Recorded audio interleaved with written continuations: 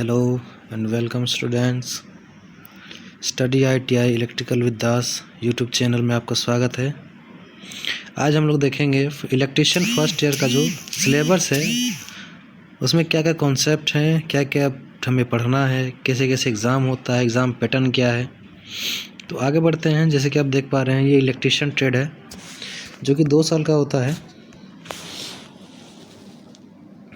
ठीक है, इसका कोर्स ड्यूरेशन कितना है? 2 साल का। ये CTS के अंदर आता है। CTS यानी कि क्राफ्टमैन ट्रेनिंग स्कीम के तहत में ये चलता है, जिसका NSPF लेवल देखा जाए तो 4 है। अगर आगे बात करें इसका कोर्स स्ट्रक्चर का, तो इसमें बेसिकली 4 टर्म है। ठीक है, ये 2 साल का कोर्स है। पहला है आपका प्रोफेशनल स्किल यानी कि ट्रेड प्रैक्टिकल, जो कि 250 नंबर का एग्ज़ाम होता है, 250 नंबर का, फर्स्ट ईयर और सेकेंड ईयर दोनों में, जो कि आपके कॉलेज ही कंडक्ट करवाते हैं। इसके बाद आता है प्रोफेशनल नॉलेज यानी कि ट्रेड थ्योरी के बारे में। ट्रेड थ्योरी आपका 100 नंबर का होता है। जो CBT होता है, कंप्यूटर बेस्ड एग्ज़ाम होता है, वो आपके लिए वो सेंटर आता है जहाँ पे ऑनलाइन एग्ज़ाम होते हैं। तीसरा आपका है एम्प्लॉयबिलिटी स्किल, जिसको एज ES के नाम से जानते हैं। ठीक है, ये 50 नंबर का CBT होता है दोनों में। फिर आता है फॉर्मेटिंग असेसमेंट FA। इसमें ITI के कोर्स के दौरान आपको असाइनमेंट वगैरह बनाना होता है, नोट्स वगैरह तैयार करना होता है। उसके लिए ये 200 नंबर का होता है।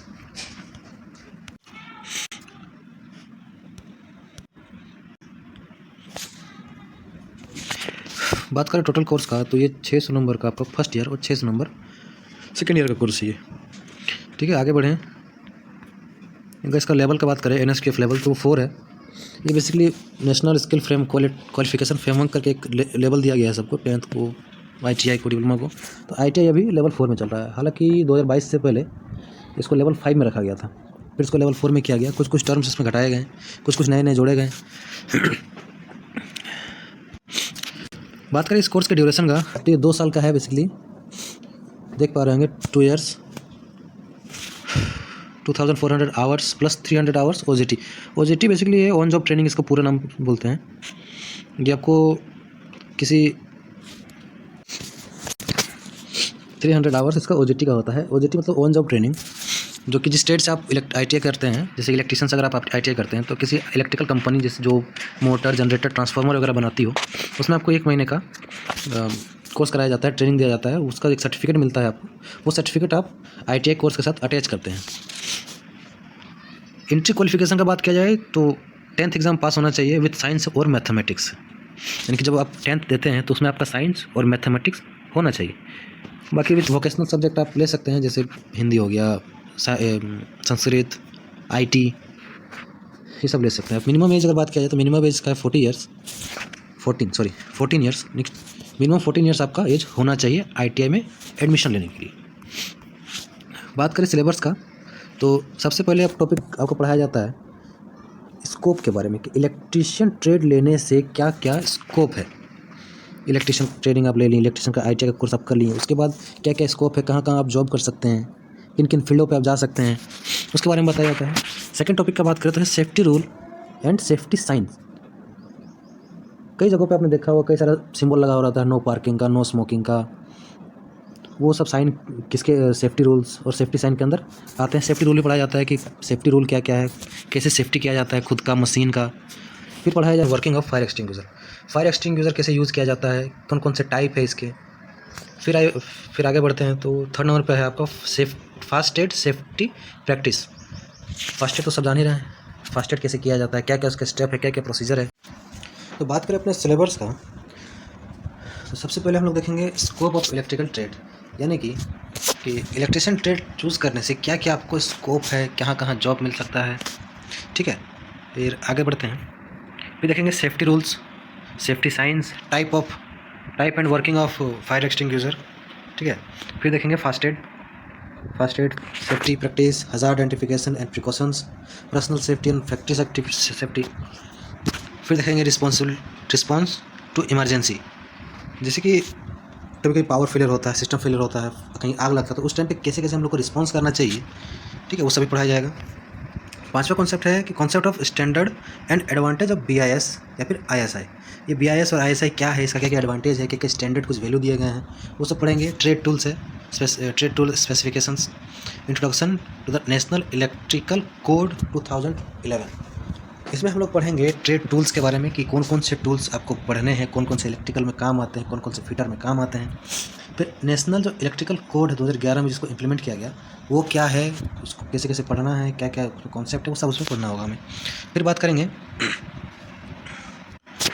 फिर देखेंगे इंट्रोडक्शन, देखेंगे कई सारा टूल्स का, जैसे कि फिटिंग टूल्स हो गया, सेफ्टी प्रिकॉशंस, फाइल के बारे में, हैमर, सीजल, हैक्सो फ्रेम, ब्लेड्स और सबका स्पेसिफिकेशन देखेंगे, उसका ग्रेड देखेंगे, टाइप्स ऑफ ड्रिल देखेंगे, डिस्क्रिप्शन, ड्रिल मशीन के कितने टाइप्स होते हैं, क्या कैसे कैसे काम आता है, कैसे किसका यूज़ है, सब कुछ देखेंगे।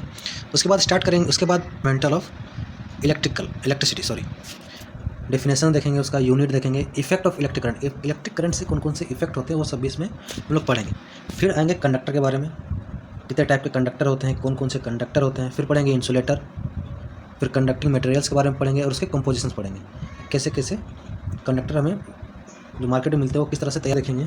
इलेक्ट्रिकल जॉइंट्स, इलेक्ट्रिकल जॉइंट का मतलब क्या होता है कि जैसे किसी दो तार को आपस में जोड़ते हैं तो वो जोड़ जो है वो इलेक्ट्रिकल जॉइंट कहलाता है। वो कितने प्रकार के होते हैं, कैसे लगाया जाता है, घर में कैसे यूज़ करते हैं, फैक्ट्री में कैसे यूज़ करते हैं, ट्रांसमिशन में कैसे यूज़ करते हैं, वो सब देखेंगे। बाकी उसके आगे पढ़ेंगे फिर टेक्निक्स ऑफ सोल्डरिंग, सोल्डरिंग करने का क्या क्या टेक्निक होता है, कैसे कैसे सोल्डरिंग किया जाता है, किन किन चीज़ों को मिलाकर हम सोल्डरिंग करते हैं। फिर सोल्डर और फ्लक्स के बारे में पढ़ेंगे कि सोल्डरिंग में जो यूज़ होता है सोल्डर और फ्लक्स वो कितने टाइप के होते हैं, कौन सा टाइप हम लोग यूज़ करते हैं बेसिकली, वो सब देखेंगे। फिर 10 नंबर में देखेंगे अंडरग्राउंड केबल, जिसको हम लोग यूजी केबल भी बोलते हैं।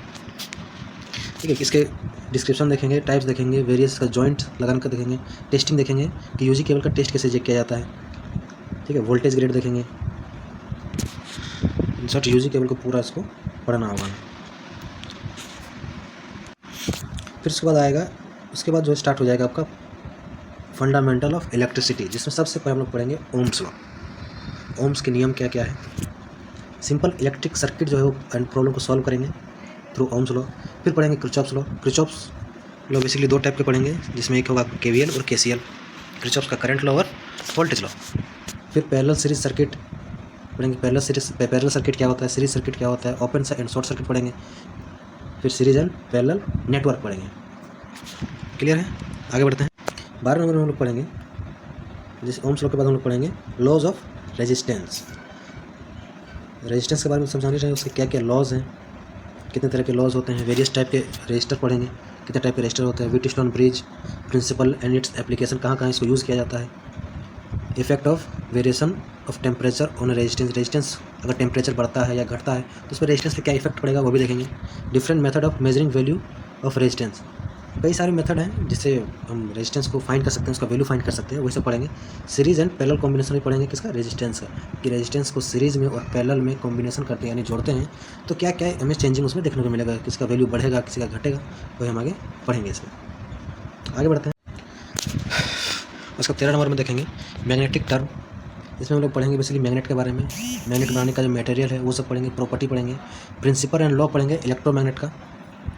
फिर self and mutual inductive EMF के बारे में पढ़ेंगे, इलेक्ट्रोस्टैटिक के बारे में पढ़ेंगे, इसमें capacitor, different type capacitor function, इसका ग्रुपिंग पढ़ेंगे और इसका यूज़ पढ़ेंगे।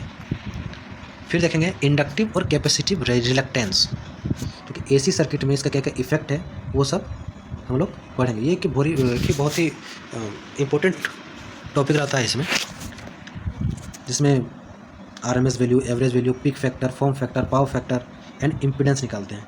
साइन वेव में फेज़ का, phase difference, active and reactive power, single phase, 3 phase problem इसमें सॉल्व होगा, ये काफ़ी इंपॉर्टेंट है।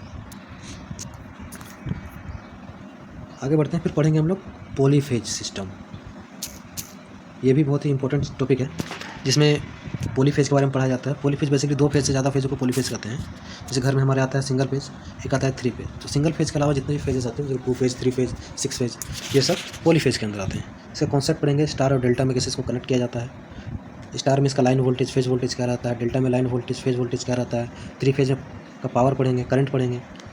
ठीक है, बैलेंस लोड, अनबैलेंस लोड में क्या होता है, फेज सीक्वेंस क्या होता है, वो सब हम लोग इसमें पढ़ेंगे। आगे बढ़ते हैं, फिर आएगा 16 नंबर पे chemical effect of electric current. इसमें बेसिकली हम लोग सेल, बैटरी के बारे में पढ़ेंगे, इलेक्ट्रोलाइट के बारे में, इलेक्ट्रोलाइसिस के बारे में पढ़ेंगे, इलेक्ट्रोलाइट के बारे में पढ़ेंगे। ठीक है, बैटरी का चार्जिंग पढ़ेंगे, बैटरी को चार्ज करने का तो तरीका है, टेस्टिंग पढ़ेंगे, मेंटेनेंस पढ़ेंगे, बेस प्रिंसिपल पढ़ेंगे, इलेक्ट्रोप्लेटिंग का, ग्रुपिंग करेंगे सेल्स का, वोल्टेज और करंट इसका जो हम लोग फाइंड करते हैं। इसके बाद आता है बेसिकली वायरिंग और डोमेस्टिक अप्लाइंसेस। ठीक है, जैसे घर में लोग वायरिंग करते हैं तो किस तरह से वायरिंग किया जाता है, उसका रूल क्या क्या है, उसमें यूज़ होने वाले जो अप्लाइंसेस है जैसे MCB, ALCB, MCCB, fuse, relay, switches, उन सब के बारे में पढ़ेंगे।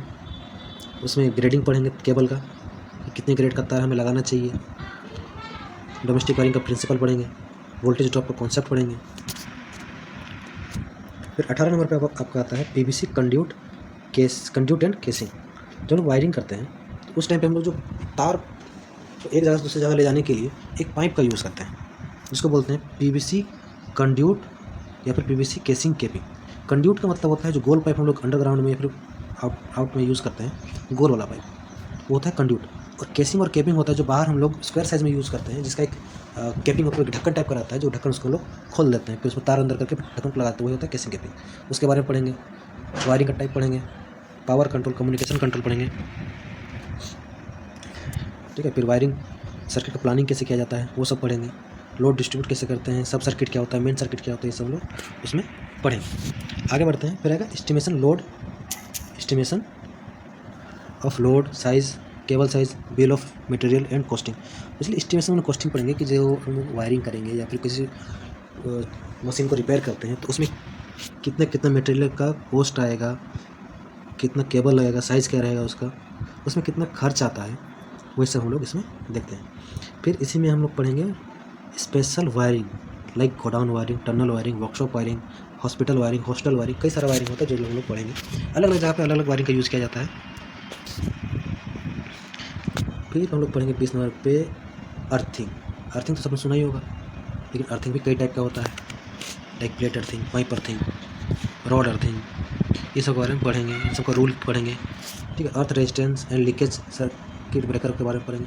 जो अर्थिंग हम लोग करते हैं उसका भी अपना एक रेजिस्टेंस होता है जिसको मेंटेन करके रखना पड़ता है। ठीक है, उस सब के बारे में पढ़ेंगे। फिर आता है आपका लॉज ऑफ इल्यूमिनेशन। ये काफ़ी इंपॉर्टेंट टॉपिक है जिसको हम लोग पढ़ेंगे। ठीक है, इसमें types of illumination system, illumination factor पढ़ेंगे, इंटेंसिटी पढ़ेंगे लाइट का, टाइप्स ऑफ लैम्प पढ़ेंगे, एडवांटेज और डिसएडवांटेज पढ़ेंगे लैम्प्स का, calculation of lumen and efficiency. ये काफ़ी इंपॉर्टेंट होता है क्योंकि किस रूम में, जैसे किचन हो गया, बेडरूम हो गया, डाइनिंग रूम हो गया, सीढ़ी हो गया, इन सब में कितना अपना अलग अलग लूमेन का हम लोग इसमें लाइट लगाते हैं। उसका कैलकुलेशन करना बहुत ही ज़्यादा इंपॉर्टेंट होता है क्योंकि हम सब जगह एक ही टाइप का लगा देते हैं, जो कि गलत है। हमें उस जगह का रिक्वायरमेंट के अनुसार हमें वहाँ पर लाइट लगाना चाहिए, जिससे हमारी इलेक्ट्रिसिटी भी कंज्यूमिंग कम हो। ठीक है, और सही जगह पर सही चीज़ यूज़ हो। फिर आगे बढ़ेंगे तो पढ़ेंगे classification of electrical instruments and initial force required to indicating instruments. ठीक है, इसको पढ़ेंगे। फिर PMMC पढ़ेंगे, permanent magnet, moving coil, moving iron instruments के बारे में। ठीक है, measurement of various electrical parameters using different analog and digital instrument, जैसे वोल्ट मीटर हो गया, एमीटर हो गया, पावर फैक्टर मीटर हो गया, ये सब इसके बारे में पढ़ेंगे। ठीक है, automatic reading instrument, smart meter के बारे में पढ़ेंगे। फिर एक टॉपिक आता है जिसको बोलते हैं एरर। उसके बाद पढ़ेंगे हम लोग error and correction in measurement. उसमें जैसे बेसिकली हम पढ़ेंगे loading effect of volt meter, voltage drop, effect of ammeter in circuit. जैसे कोई सा भी इंस्ट्रूमेंट यूज़ करते हैं, जैसे वोल्ट मीटर हो गया, एमीटर हो गया, इसमें थोड़ा बहुत एरर आता है, उस एरर को फाइंड करना है, उसको करेक्शन करना है, वही सब हम लोग सीखेंगे इसमें। ठीक है, फिर आता है हमारा working principle and circuit of common domestic equipment and appliances, concept for neutral and earth. जैसे हम लोग वायरिंग करते हैं घर में या फिर कहीं काम करने जाते हैं तो वहाँ देखते हैं दो चीज़ हमें मिलता है, एक मिलता है न्यूट्रल, एक मिलता है अर्थ। बहुत कम ही को पता है कि ये दोनों अलग अलग चीज़ होता है।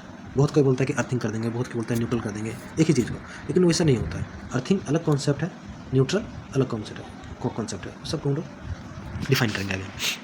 फिर आता है आपका फर्स्ट ईयर का सबसे लास्ट चैप्टर है, वो है आपका ट्रांसफार्मर, जिसमें हम लोग बेसिकली पढ़ेंगे working principle, construction, classification of transformer, जिसमें सिंगल फेज का, 3 फेज का ट्रांसफार्मर आएगा, टर्न का रेशियो पढ़ेंगे, EMF इक्वेशन पढ़ेंगे, सीरीज एंड पैरेलल ऑपरेशन पढ़ेंगे ट्रांसफार्मर का, वोल्टेज रेगुलेशन पढ़ेंगे, ठीक है। फिर रेगुलेशन एंड एफिशिएंसी पढ़ेंगे, auto transformer and instrument transformer सीटी और पीटी, नाम सुना होगा आपने, करंट ट्रांसफार्मर और पोटेंशियल ट्रांसफार्मर, इन दोनों के बारे में पढ़ेंगे। ओके, उसी में हम लोग पढ़ेंगे ट्रांसफार्मर चैप्टर के अंदर ही हम लोग एक और टॉपिक देखेंगे जिसमें method of connecting three single phase transformer for 3 phase operation. मतलब कि हमें चाहिए 3 फेज का आउटपुट, बट हमारे पास 3 पीस है सिंगल फेज ट्रांसफार्मर, इसको कैसे हम 3 फेज में कन्वर्ट करेंगे, इसके बारे में पढ़ेंगे। फिर आपका आएगा type of cooling, protective devices, bushing, ठीक है, termination, testing of transformer oil, minerals use for winding and winding wire in small transformer. मतलब ट्रांसफार्मर को का कूलिंग हो या फिर कैसे उसको प्रोटेक्ट किया जाए, उन सब में क्या क्या डिवाइस लगता है, बुशिंग के बारे में पढ़ेंगे, ट्रांसमिशन के बारे में पढ़ेंगे, ठीक है। ट्रांसफार्मर में जो ऑयल यूज़ करते हैं उसका टेस्टिंग कैसे होता है वो पढ़ेंगे, उसमें जो वाइंडिंग करते हैं उन वाइंडिंग के तार के बारे में पढ़ेंगे, ठीक है। फर्स्ट ईयर में आपका लगभग इतना ही चैप्टर हमें पढ़ना है। ये सबसे लास्ट है आपका ट्रांसफार्मर। क्लियर है?